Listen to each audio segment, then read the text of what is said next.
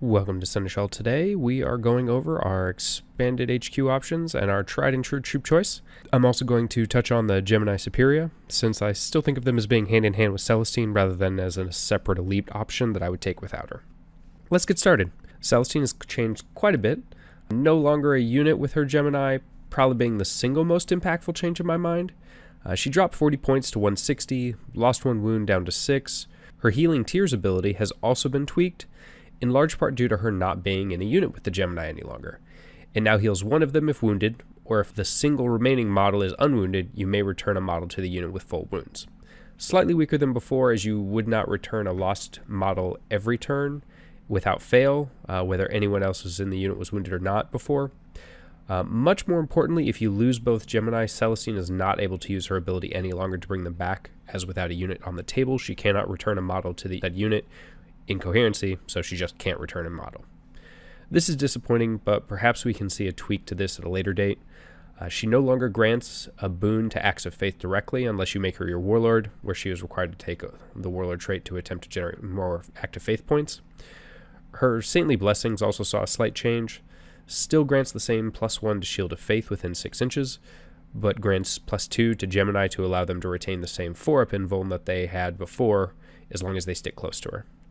No change to the granting of the 6-up to Militarum and Ministorum models. Miraculous Intervention has also received an important tweak. She no longer comes back immediately. Instead, she works in a similar way to Guilliman, coming back at the end of the phase as close as possible to the spot where she died. Obviously, this isn't optimal, as her being able to deep strike anywhere on the table, but I think it brings her in line with the other abilities of this nature, and I am okay with this change. I've heard other people say Celestine is unplayable, and I have to disagree. She and the sisters in general are threatened greatly by snipers, but I don't believe the changes are beneficial at all, but I don't think they also mean she won't see play in a large number of sisters lists still. The last thing of note is that she does not have an order tag, meaning she will not benefit from a Canonist reroll or any other auras that are order tagged. She is still our best melee model, without a doubt. Even without the double move, she can support Dominions and clears Marine equivalents without too much concern. I think she's going to move into a more of a supporting role of working with a Canonist to grant a bubble of 4-up invulnerable due to buff stacking on Shield of Faith, and still be a model that people can't ignore, but now more than ever don't want to desperately send a ton of power into her either way. I don't see her as a model you're required to take anymore, but I still plan on taking her often, if not in every list. I think the amount of damage she absorbs, the amount of damage she can deal, are certainly equal to her points. Playtesting will prove this out, but I don't see her as unplayable in any way, shape, or form. Now we move on to the humble but reliable Canonist. Essentially unchanged in her data slate, there have been a number of changes that impacted the Canonist, namely her losing a couple of weapon options in the Power Action Eviscerator, but more importantly in the Warlord traits, relics, and stratagems that I think we'll see with the Canonist becoming possibly 3 per list with regularity. I think a minimum of 2 is going to be a standard, given that you're going to probably want to take the Brazier for sure, and likely the Book of St. Lucius, and possibly the Sword of Admonition, just depending on what orders you're taking and how you're planning on moving around the table. I think all 3 are going to be options we see quite often, and mostly, if not always, on a Canonist. Other than that, she is essentially entirely unchanged, no points change, ability changes, or anything like that. Still a fantastic HQ option that can now provide more utility, though at a greater risk to snipers and mortal wounds they represent. Without the auras, I do think sisters are going to suffer from that, which, as someone has mentioned in the comments, does make Valorous Heart possibly a one worth trying out, because giving that Canonist a 6-up Feel No Pain may be the difference between her staying alive and her dying to snipers, or to really to any other damage. Next, we have the last returning HQ choice from the Combined Sororitas Ministorum Index, Uriah Jaqobis. He got quite the discount, coming down 50% down to 50 points. He provides the same war gear, but now has some tweaks to his abilities. His new ability is Word of the Emperor. When a model from an Adepta Sororitas unit within 6 inches would flee, on a 4-up, it no longer does. This is a neat anti-morale ability to help motivate players to run max units. Banner of Sanctity adds 1 to the leadership characteristic of Ministorum and Militarum units within 6, and he still has the ability to add 1 to the attack characteristic of Ministorum and Militarum units within 6 as well. The infantry key on that is important, as it mirrors nearly all the rest of the Sororitas rules, but does leave Penitent Engines out in the cold, since they will not get that +1 bonus to attack. Lastly, you can only include 1 missionary per detachment, so you'll have to split him up from his non-character iteration if you are looking to take both of them. He does have the Shield of Faith keyword that the missionary lacks, but they both have a 4-up in Vulnerable, so that will only matter for attempting to deny the Witch. But since he doesn't gain the benefit from the Brazier or from Purity of Faith stratagem, effectively it's a meaningless special rule unless I'm missing something dramatic. Let me know in the comments if I am.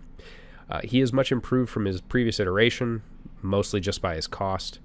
And in a list where I'm running bigger units, I can see using him, but will often probably lean on the Missionary and Preacher for the role I want him for being there the most, and that is the additional attacks. Finally, for HQ choices, we have the brand new option of the Missionary. 10 points cheaper at a Canonist than 35 points before upgrades. He's a dirt cheap HQ choice that grants the same War Hymns and Word of the Emperor bubble. Has a 4-up in Vulnerable save. Not much to say here other than I think he is somebody you're probably going to run relatively often, but mostly in a situation where you can't run another Canonist. I don't see taking Jaqobis over him. He's 15 points cheaper than Jaqobis, and I don't really want either one of them to get in combat, just be close enough to grant their buff. But he's a solid choice, nothing fancy, but a workhorse who I believe will see play. Next we have the Venerable Battle Sister Squad. Almost entirely unchanged from the index version, but for a couple of key things. Sister Superiors can now take a melee weapon in addition to other war gear, meaning Sister Superiors with changed swords should be in every squad. Probably won't do you very much in most games, but it's a free extra attack in melee that no longer requires you to replace other war gear for it. The other important difference is that the Amagifier is no longer a separate character, it is now an upgrade to a unit like in 7th edition, called the Simulacrum Imperialis. Relatively inexpensive upgrade at 10 points. I don't see using these in many squads in most lists, but taking a single large squad with 1 to get the improvement on the Acts of Faith test that brings, along with the stratagem to make the Simulacrum a Sacred Banner to improve their invulnerable save for 1 battle round to a maximum of 3+, I think is worthwhile. I am going to try a list more reminiscent of my 7th edition lists of Immolator spam with minimum Battle Sisters inside and see how that works. Flood the table with T7 with 12-inch Flamers and Dominions with Celestine moving up to threaten.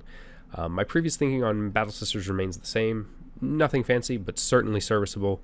Units that we're going to take and not necessarily feel bad about it, because 45 points or 51 if you want to just pop 3 Stormbolters in there just to try and have some extra firepower moving around the table with objective secured. Not a bad thing at all. Lastly, we're going to touch on the updates to the Gemini Superior. They are the same points cost at 25 each, when 2 up to a 3-up armor save, so they're a little less survivable, and can never have warlord traits or relics. However, now instead of automatically standing in for wounds for Celestine, they take it on a 2-up, and since it is done on a wound-by-wound basis, they're unable to efficiently take multiple wound attacks off of Celestine like they were able to previously. They are characters, so at least that part of what people were saying was incorrect. I am unsure if they're worth the 50 points any longer. Playtesting will tell, but if you are able to soak off 2 wounds from Celestine each turn so you can return 1 from Healing Tears, I can see being useful to take them. Given what they lost, I wouldn't mind if they had dropped some points, because it's not like they bring much damage to the table. I mean, they have a great attacks characteristic, but I mean, they're strength 3 with power swords. They're the same as a Sister Superior in a Celestine squad. It's kind of okay. It's fine. Now, going to try some new lists, they may not be auto-includes anymore, but trying some with them, trying some without them, see how much it impacts Celestine's survivability. I think they feel less important than before, but not, like I said, not necessarily models that'll never see the table. I just think they're going to require some playtesting to see if they're worth taking up effectively the spot of an entire Battle Sister squad with 3 Stormbolters. And that's quite a bit of firepower to lose for models with power swords and bolt pistols. So we'll see. All right, that about covers HQ and troop choices. I think there's a number of build options for us to play around with and see what works. At first blush, Canonist's stock went up while Celestine's dropped. Not enough for her to drop out of my list for the time being, but not nearly the same value as she used to bring to the army. Let me know how your games are going, what you think of the new sisters. I'm currently working on painting up some more of my Stormbolter sisters while my wife puts together her demons that I got her for Christmas, because I'm terrible at holding off on giving gifts once I have them in my hand.